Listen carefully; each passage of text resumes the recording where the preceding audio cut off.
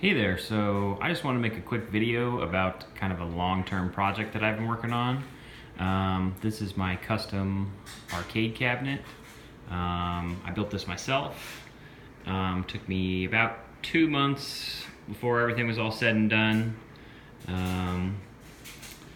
YouTube was really helpful getting things set up, so I figured I'd contribute and kind of put this up for y'all guys to take a look at. So I guess we'll just cover the cabinet first, then we'll look at the interior and then do a little bit of gameplay at the end. So right now this is the main power supply. Clicks everything on. They have a fan on the back that it clicks on right there. And then you actually power it on by clicking this button right here. So I have an old gaming laptop in here that's actually providing all of the actual, it's the hardware that's running everything. I have it hooked up to a couple of USB ports on the front, and then this switch right here controls the lights. So just a little bit about it, I'm using Sanwa sticks. These were just whatever light up buttons on eBay. This is a half 3-inch trackball. This is a mounting kit that came from Groovy Game Gear, and so I was able to. It's their highball mounting kit, so it's mounted a lot higher up than most other ones. This is a theme that I was able to get. I don't remember exactly where I got this theme, but you can find videos on it on YouTube. If you look for RetroPie themes, you can find it. I did modify it a lot. I added a bunch of games and then added their logos in on the sides. And the graphics I got from, I think it's called Game On Graphics.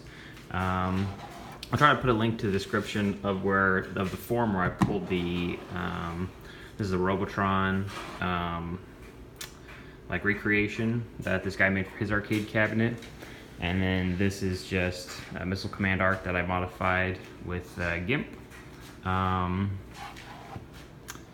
And applied everything myself. The box is made out of 1/2-inch plywood. I just got it like Home Depot. Standard Amazon switches, buttons. This was a used trackball. Usually it's like a $60 thing when it's new, but I got it used for like, I think 20 bucks. And then all I had to really do was clean the bearings and then solder on a USB connector, and everything was good to go. Okay, so let's get to the interior real quick. I have these latches on the back. They're just like Home Depot latches. And so I ended up having to add the little drill bit to keep them closed. But here's the interior. Get some light in there. So this is the laptop. It's an old Asus, but it was a pretty decent mid-range gaming laptop about 7 or 8 years ago that I just happened to have lying around.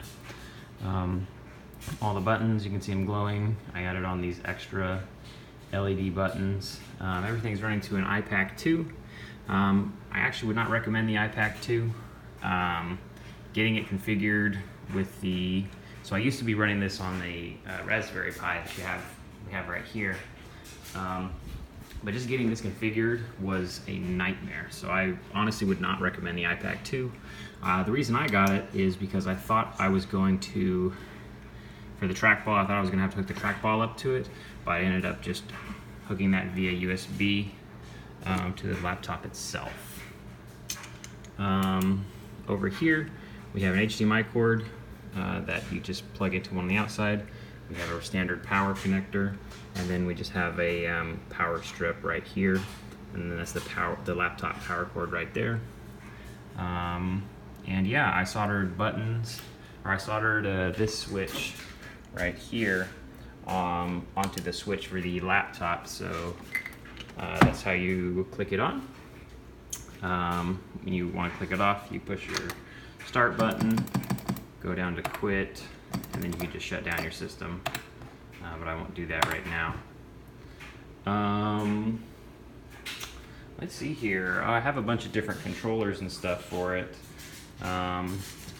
The reason, now if you notice that I have like the Wii right there, this laptop's powerful enough to where you can run, you know, some more modern game systems on there.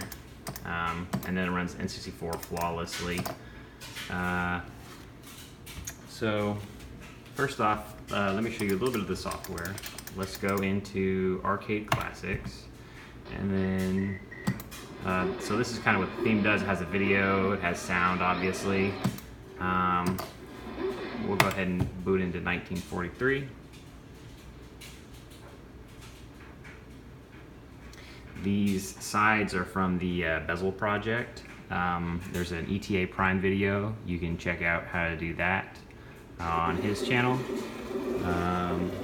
Standard coin buttons, throwing some coins in there, and then one player start. And then watch me fumble around with the controls.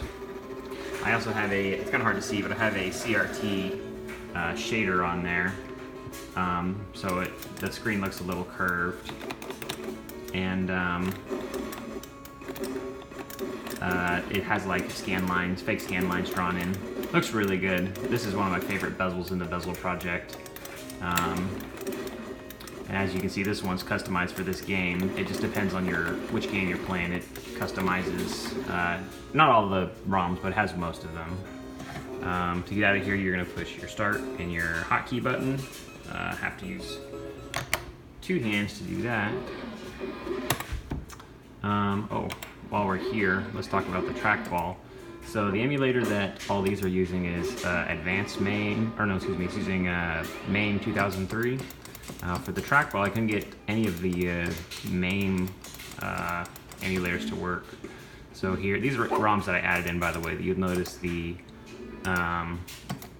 way the screen layout is slightly different. But anyways, so I used Advanced MAME in order for trackball games. It just was so much easier to get this working. So put some coins in. There we go.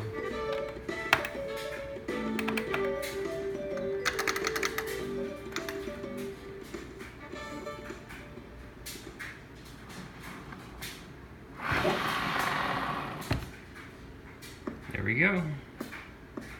Alright, getting out here is the same way. You push the hotkey and the start button.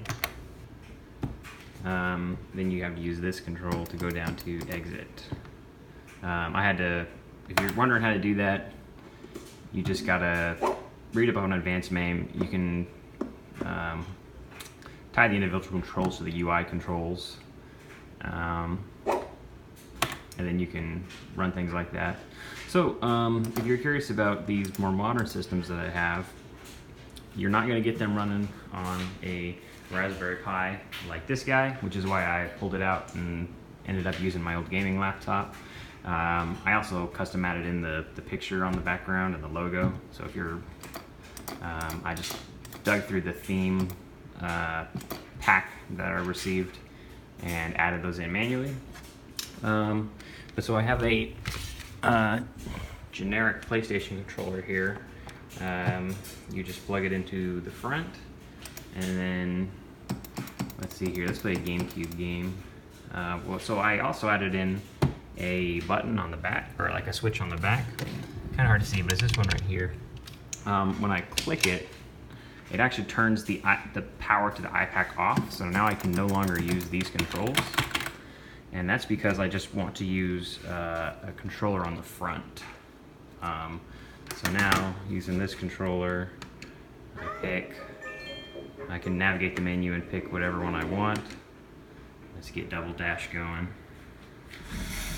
I also have a bar stool here, kind of, because I don't feel like standing up all the time. So the Bezel project doesn't have any GameCube games, so I just added this one in manually.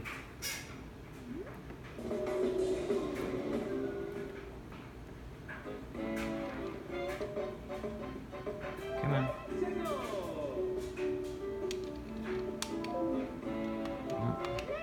There we go.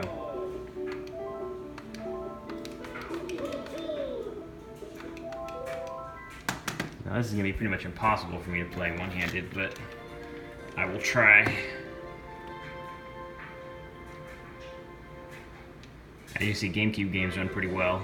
The Wii games run pretty well, but I can tell it's stretching the system just a little bit. And then you, of course, steer with this guy. Yeah, alright, so you get the point. The only thing about, or actually here, yeah, so the same thing, start and select would get you out of here. Okay, so let me remove that controller. Another thing is, when I was growing up, I had some old PC games, and I've gotten one of them to actually work on this guy. Sorry about that. So if you have a keyboard and you push F4, then it takes you back to your main desktop. So I just have, this is just Ubuntu running. I used Play on Linux and GOG game pack to install Medal of Honor Allied Assault. And so I know I haven't been able to figure out the full screen issue, as you can clearly see, but it does still work, and it's a lot of fun to play. Looking into adding a few more games, but if not, I might set this up to dual boot, so I can boot into a Windows installation and play a few other Windows games. So here we are, Medal of Honor Allied Assault. It runs pretty well. I think there's some guys gonna pop up from here, but yeah, it's fun. I mean, you obviously move around with the keyboard, but kind of hard to do. Okay, anyways, you get the idea. And then you can restart it and go right back into RetroPie, or you can just click there. Oh, that's right. I left my controls turned off, so it's not detecting a gamepad.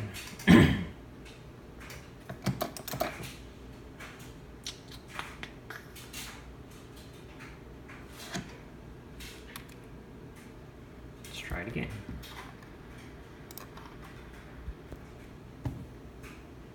There we go. Okay, so I guess I'm gonna do a little bit more just standard gameplay. I guess I will show y'all guys that the Wii games work. This is, of course, the newest system. Oh, actually, no. Before that, I need to show you the PlayStation games, because they run a little bit differently. They're using PCS X2, and so here we go. Depending on which game you pick. Here, let's do Spyro.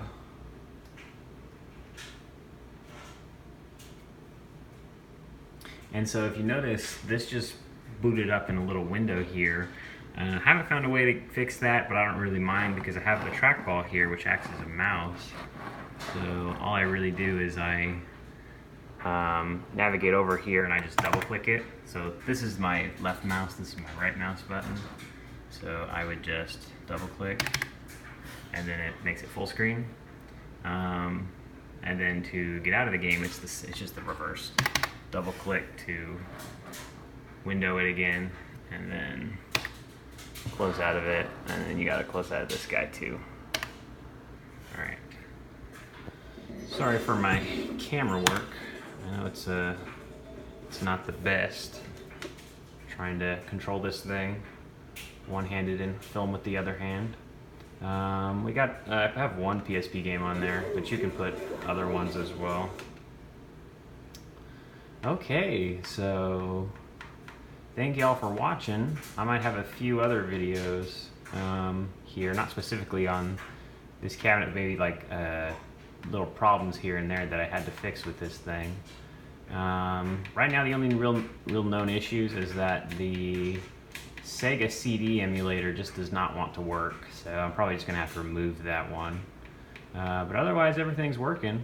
So thanks for watching, y'all. And if this gives you inspiration or helps you out, let me know.